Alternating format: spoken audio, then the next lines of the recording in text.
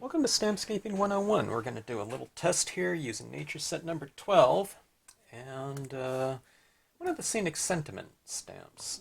Can't wait to try the red foil. Let me get this uncurled a little bit. Alright, let's see. I'm going to use my Brilliance graphite black. Okay. Alright, and anytime you're going to use a sentiment stamp, just kind of leave room for it and kind of just be a little bit mindful about where you place your components, because you don't want to have to stamp this over a bunch of kind of really busy, a really busy background. But this is going to be a really simple composition, so we'll keep it really quite basic and leave plenty of room in the piece for that quote stamp. I'm kind of deciding on whether not to do it in like a gold or something like that. Okay.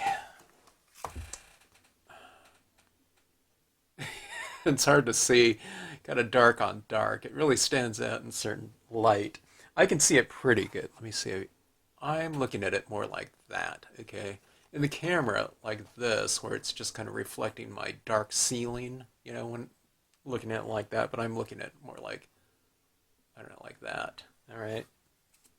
Let me zoom in and see if you can see it a little bit more.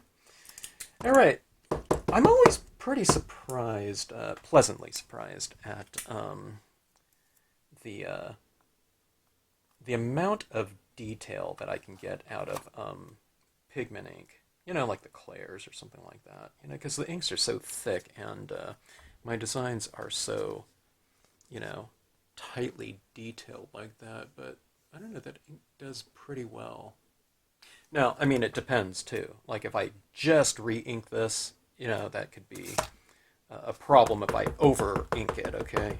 Right now, this pad is about at a medium, and I've been using this inking of it for, you know, a few lessons, so it's not super saturated. So just be careful about that, you know, if you're using a super wet pad, all right, so these are some of those rocks here in the foreground. We're adding some close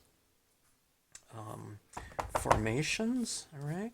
Now, a lot of times I do blocking out. I do my white before I stamp out my objects. And I could have done that. Maybe I should have. I don't know. But let's do it this way because I'm starting to do a lot more, or I'm doing heat setting these days. So it allows me to really apply quite freely light over dark. All right. But this scene's going to be kind of a minimal type of application of stamps and media. Very quick scene, hopefully. We'll see how it goes.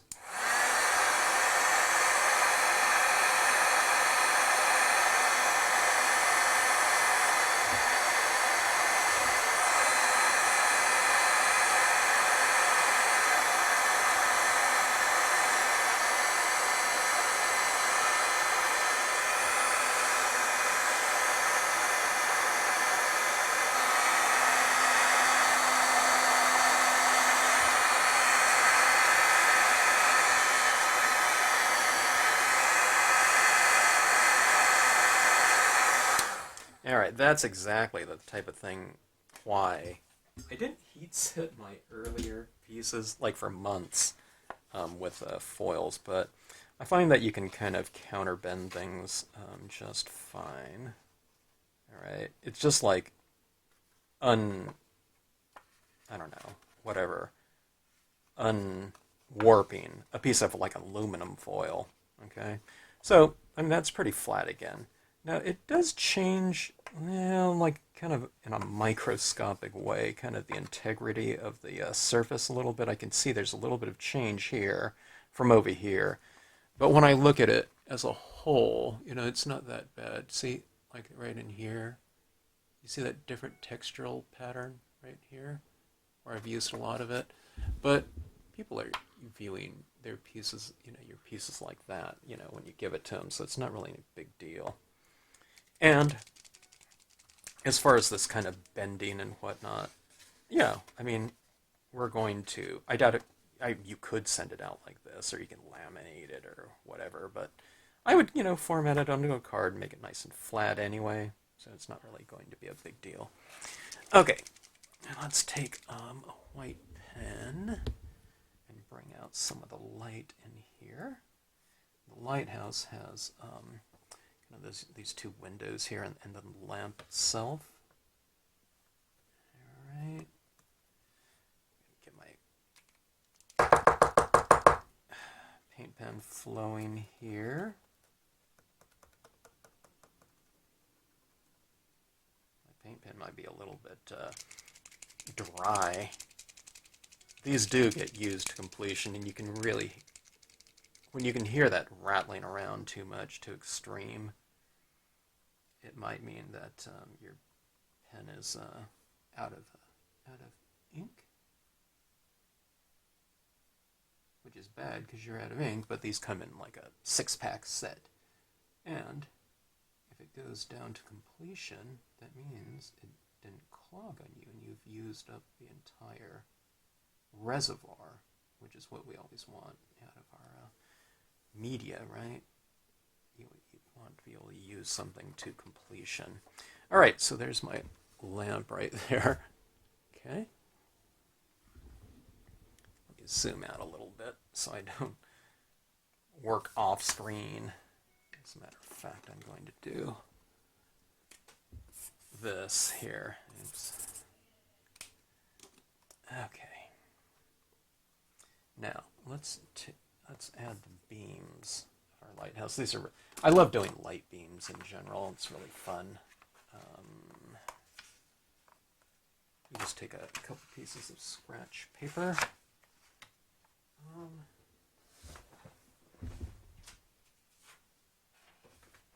Here we go. I don't need a real super long one. Well, let's go here and here. All right, now I'm going to be careful about my quote stamp. It'll go about right here. So what I tell you what, I'm going to really dissipate my beam. I'll have it going from fairly light right here to a little bit more dim out in this region right here. Okay. And we'll start it right in the lamp, and you can flare it out however much you want. You can have a very narrow beam, or you can have it flare out a little bit more. I'll go about like so, I guess. Let's see. Yeah. I mean, you can extend it more too if you want to. After, you lay it down. You just have to kind of even it out a little bit. All right, 100% cotton ball.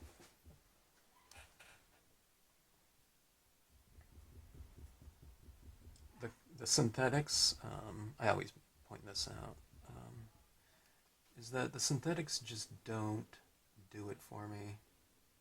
They don't absorb a lot of the moisture of the ink off the pad. They kind of wick it to me a little bit. So it's kind of hard to apply if you don't have very much medium or media on your applicator, right? Okay, so it's very dry on here, but oh no, it isn't. I just squeezed out a little bit more.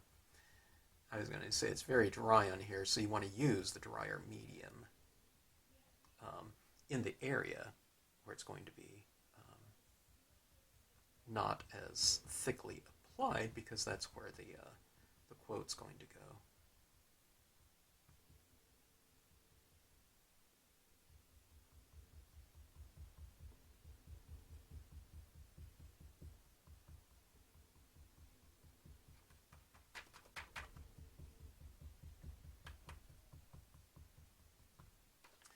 Okay, and over here it gets a little bit blotchy. So what you do is you just keep kind of moving it around. You kind of wipe a little bit with each thing. Don't wipe too much, otherwise you're going to be wiping it off. But just to get it kind of moving a little bit, you can use, kind of a different touch. And it doesn't have to be perfectly smooth. We're not necessarily going through anything too smooth, because, I mean, this is supposed to be, kind of, it's a beam going through fog, right? So, chances are it's going to be of a different kind of thickness in that fog inherently.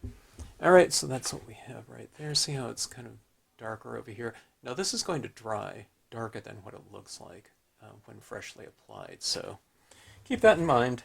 You kind of go, oh, this is interesting right here.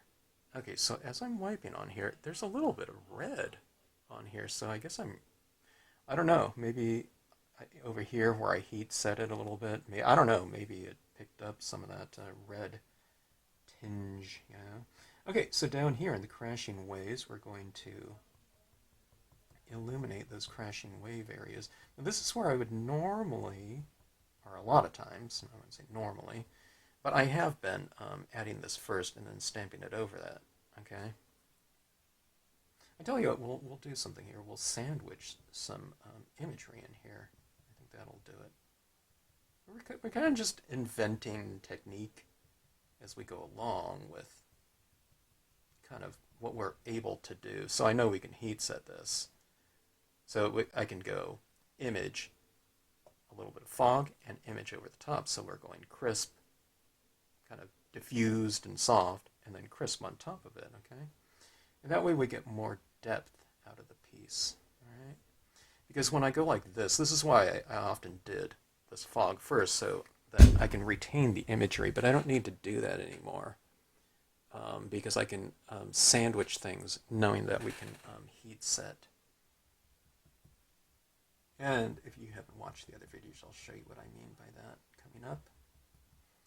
Okay, so adding this fog and kind of these crashing waves down below. All right. Kind of adding this fog in here really adds to the spirit of kind of a coastal situation. Coastal atmosphere. All right. All right, let's have some fun here too. Let's take a rip-torn paper towel, okay? Let's add in a little bit of texturing in the background in the form of some clouds, okay? You're going to start right against your mask or template. I didn't know what to call it. I guess it's your template. Okay, you can kind of wipe down a little bit like this. Okay, you see that kind of cloudy kind of formation? You can kind of even that out a little bit or soften it up, really. Okay. Then you come down into this area too. And just kind of spread it around. Go like this, add another cloud. Make your application of media, again, a little bit irregular. And by doing so, it really takes us off the hook of having to do anything too precise, you know. You're making things uneven. I don't know, people think that this is hard, but I think it's hard to not be so precise for people. You know, they're kind of hooked into this notion of having things exact, okay? But now, see, this is an uneven kind of application of white right there, right? But I think that adds to the overall spirit. And then people want everything to kind of be tightly confined between lines, so they know where to go to. You know, I'm going to color between the lines, that type of spirit. Okay, and that not that that's bad with linear designs, but now see, I'm breaking outside of that line like that. And that makes that cloud a little bit more, I don't know, kind of airy and natural looking. All right. See, I'm going over here. I'm kind of connecting up these two if I want to. Kind of add a little bit over here, here, wherever. And see where it's a little bit more translucent, it looks a little bit more kind of cinnamon or pinkish tone. All right, so now it's kind of batting up. See, this is all kind of real foggy down here and loose and soft, but we'll fix that with some additional crisp imagery in the foreground, okay? So, at no point in time, you know, are things absolutely firm and hard set. You can adjust things as you go along. You can add additional imagery. And that's the entire beauty, but that's the spirit of it. Is, you know, it's kind of ultimate freedom, you know. And I realize that's kind of the thing that kind of is a kind of a strange notion, you know, in terms of breaking outside of boundaries and things, and applying things or applying an image wherever you want, or a texture wherever you want. But that's the way it, you know, can ultimately lead to, I don't know, kind of freedom and ultimate kind of visual control.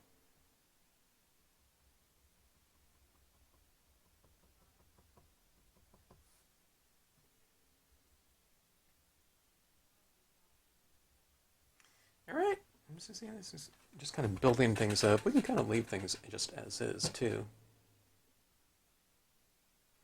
All right. Now let's heat set this, and then we'll layer some more of these rocks in the foreground. So we'll have a lot of depth within the foreground space, okay? And we're playing around with the textures down here now, not just imagery for depth.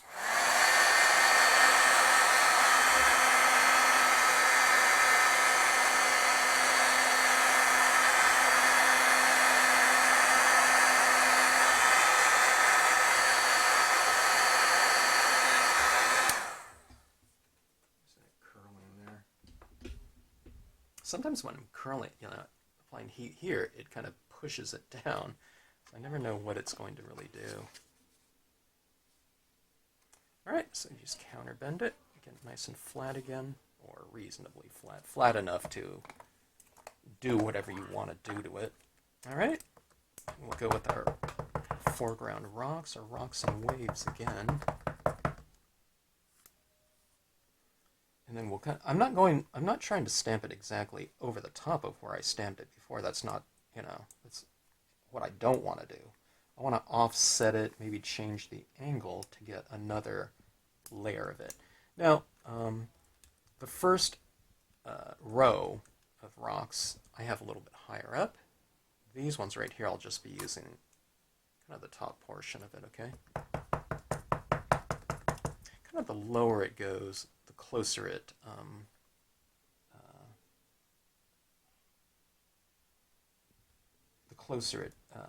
is to us from a spatial sense, visually spatial sense. It's all 2D right here, but we're given the illusion, of course, of depth. Okay, so see that right there? Oh, these ones right here are closer to us, and the ones in the background create more depth. Let's go with another one right here.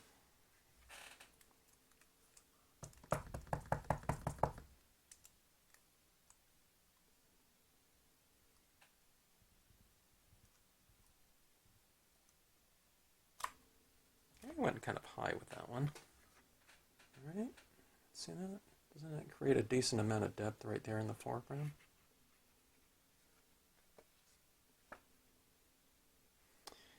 All right.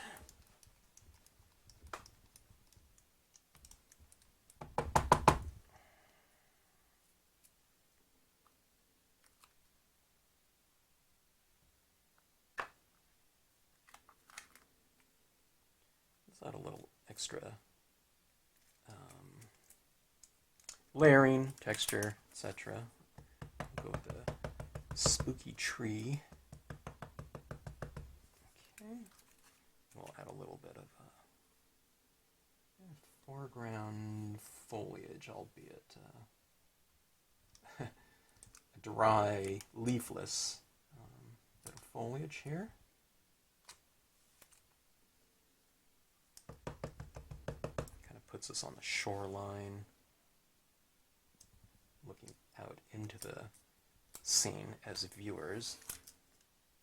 Okay.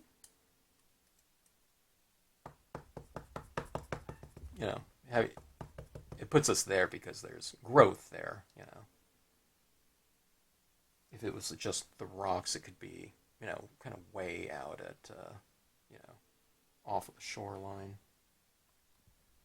As far as, what the piece represents, okay?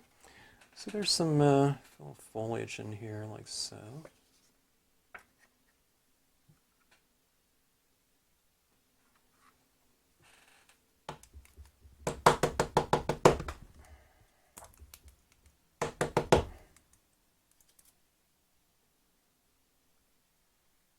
I didn't use it, but I could have. That might have been interesting. I don't want to make things overly busy, too, but that cloud in here, stamped in, I don't know, white maybe, would have looked good.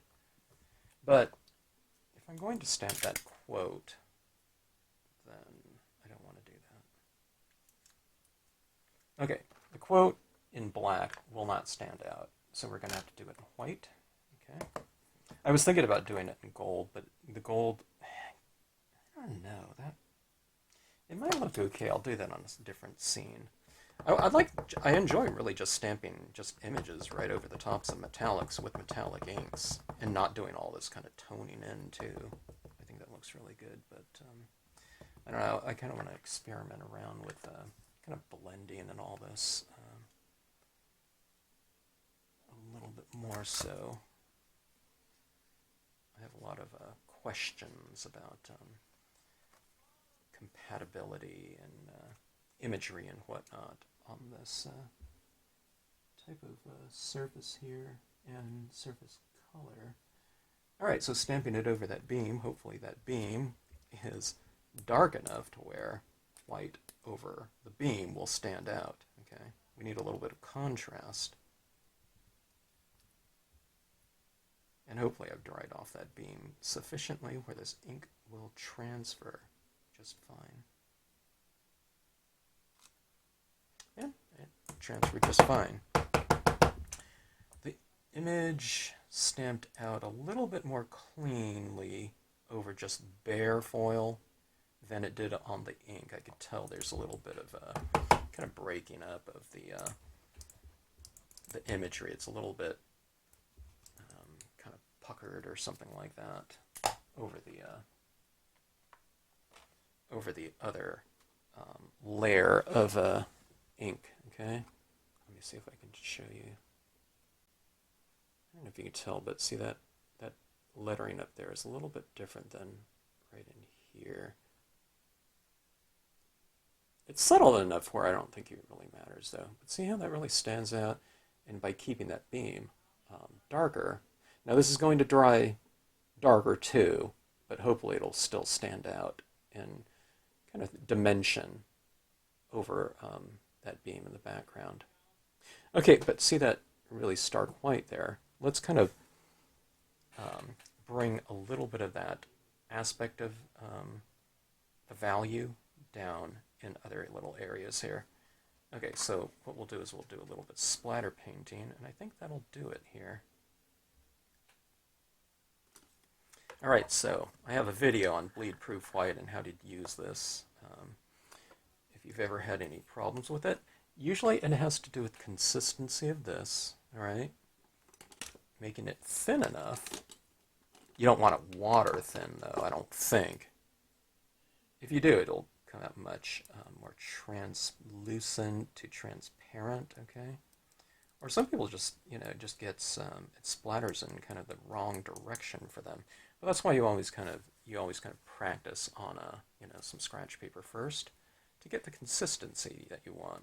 A lot of people just, I don't know, they just go right into it. And to be honest, I really feel like doing that most of the time myself, but it is kind of good habit to kind of splatter off and to not soak your brush so extreme. I'm just getting it maybe in the top third, if that, maybe 25% of the tip of my brush right here.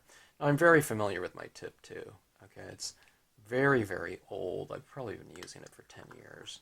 I don't know, maybe more. But here's what you do. You kind of take this and, just, splatter it a little bit like this and see what direction the paint is going in. Okay, it's going like here, went over here a little bit with that first thing. Now it's going over here mostly. Now it's going over. I never know. See, a little bit deeper into the bristles. It seems to go over here. All right. So normally, if I'm doing a very general area, I'll go from height. Okay. But I want to target it down here in this splashing kind of wave area. Okay. Let me see. Now I don't want a bunch of splatters all over my typography. Okay, because it'll be like dotting a bunch of eyes that I don't want eyes, although in this one it's all uppercase. So I will kind of protect that area right there a little bit like this, okay? And let's try to get a little bit of this splashing wave effect down here. Can you see that?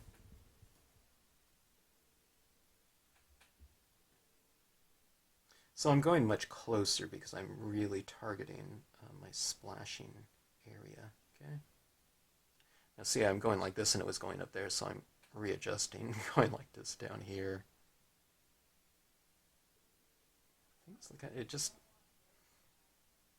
Things will splatter. Sometimes it's like splattering like opposite too.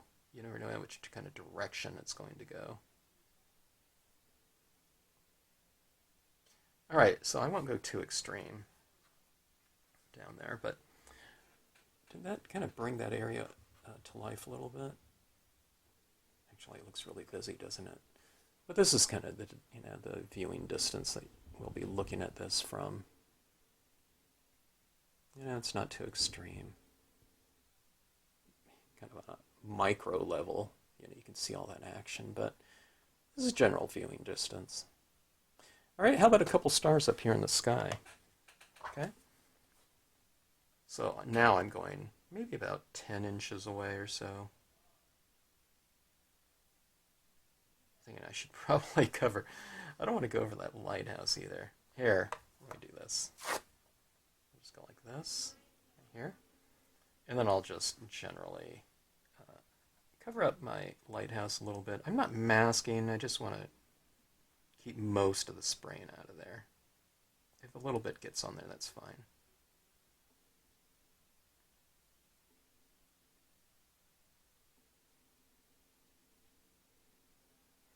Alright, so I just gave a really light general spray.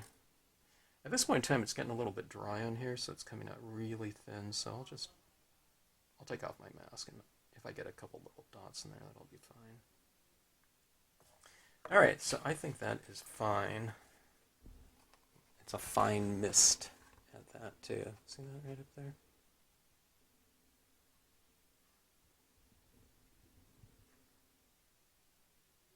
The white looks pretty interesting to me. Okay, here's some fine tuning right now, too. The cotton ball works excellent for kind of larger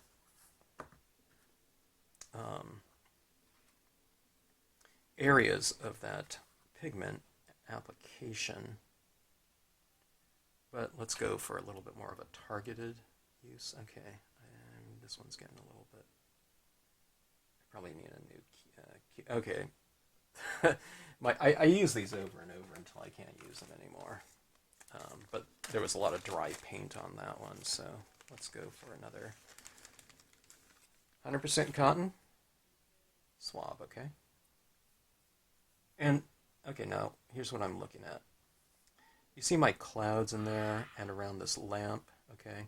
I could really stand to bring a little bit of variation into that. It's a little bit too similar. So we'll go like this. I'm blotting off a lot of it. Don't go kind of extreme with a big blob of, thick white paint now, okay? Blot it off quite a bit. If you need to, test it out if you're kind of unfamiliar with this process. And what I'm doing is I almost have too much on here still, so I'm going to dab it off a little bit more and use a lighter touch so I can get a very, very gradual application of ink to that. Now look at that lamp there. Doesn't that really stand out a lot more now? It's not so monotonous in terms of the value application. Okay, that's a little bit too light in there. Let me go in here and just kind of add a little bit more to some of these clouds in a couple areas. That's a little bit too much still, though, huh? Let's kind of fray this Q-tip here a little bit more and spread that out, okay?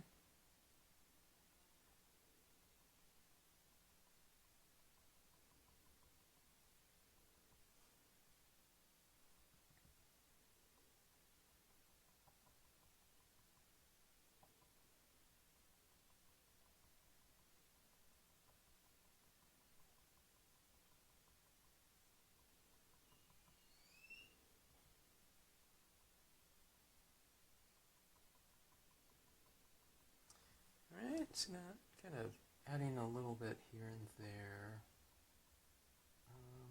Where you at it, just, there's no set place where, you have to do that. So you can just, if it's a little bit too light, you just kind of lift it a little bit off with your hand or finger or whatever. You can do it with a paper towel or cotton, just lift it off. Okay.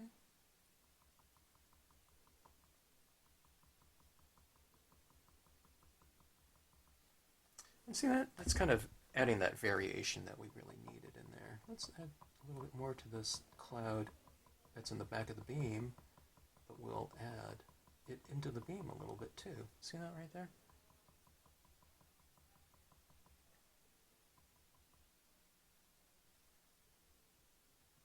Add a little bit in the back of the lighthouse.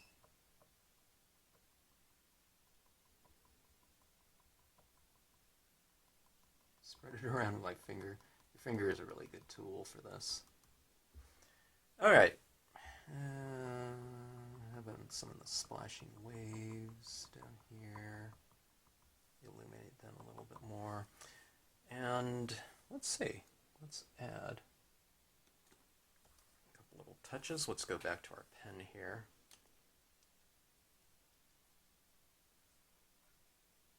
And for variation, I'll add in kind of a stronger star in a couple of areas.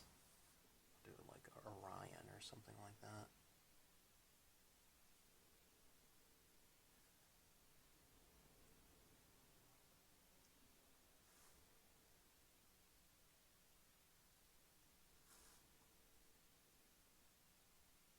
Not really, but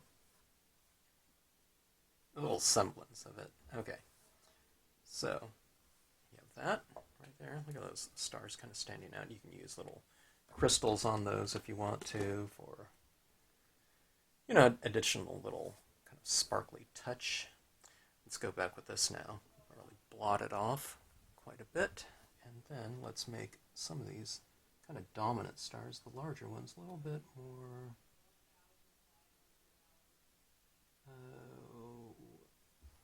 kind of noticeable in terms of their texture. That's a little bit too much there. See that?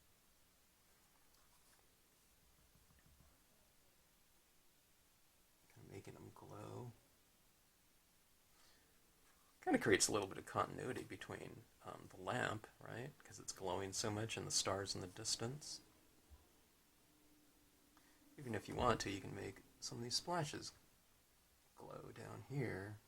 I don't know if it makes really sense from an object point of view, but from a textural point of view, it brings that continuity to other areas of the scene. You can do it in a very subtle way. All right, so there we have it right there. I think the red looks pretty cool. What do you think? I don't know, it's really different. But I was thinking about that quote stamp right there, and I thought that would be kind of cool in red or over red. But I think it makes for a pretty dreamy surface right here in this color.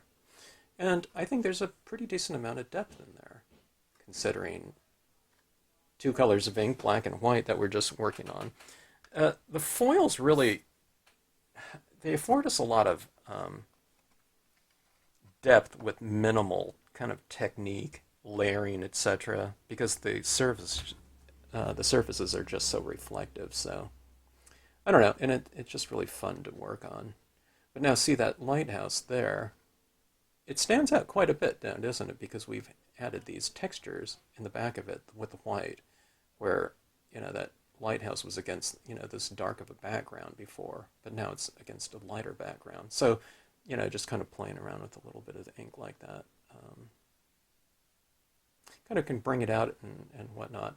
And then also the little white in the windows there, just to kind of bring things out. But yeah, it's pretty fun stuff. I didn't know what the white would look like against the red like that. So I don't know. Apparently, this foil is pretty versatile in terms of the things that we can do with it, and things standing out sufficiently against the back of it too, because it does have that reflective quality to it. So you get a lot of light coming off of it at certain angles, but at other angles, you know, we're talking about a kind of different looking piece. So yeah, a lot of different personalities to the end result, which is fun.